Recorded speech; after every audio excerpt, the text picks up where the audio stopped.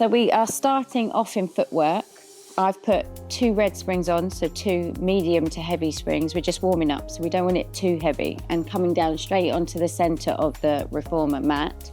So take your top arm over, thread the needle underneath you and just bring 1 leg up and 2 legs up.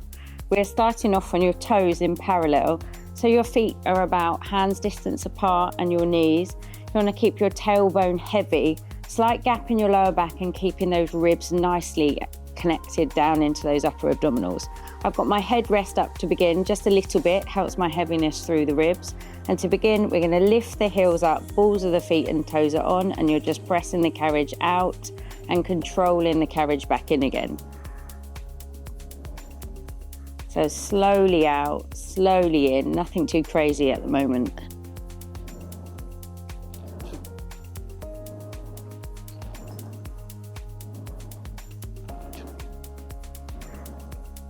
And then when holding the carriage out on the next one, you join the heels together. So you come into this Pilates stance, you keeping the heels lifted and really try and zip up the inner thighs. Keeping the heels together, we're just bending the knees in and out, squeezing those inner thighs at the top.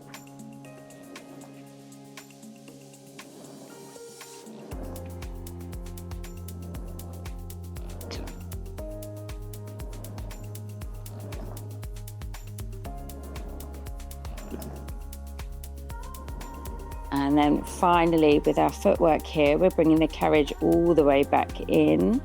We're going into wide heels, so the heels are on, toes are pointed out at 10 to 2. So we're still trying to maintain that neutral pelvis and spine as you take the carriage all the way out and all the way in. Just imagine your feet are pressing into a wall.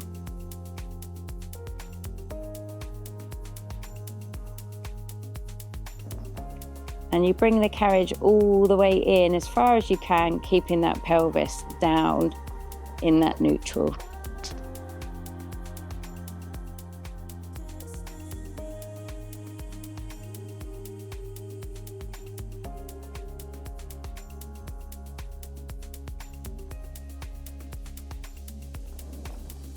And then slowly bring the carriage back in. We're going back into those parallel toes.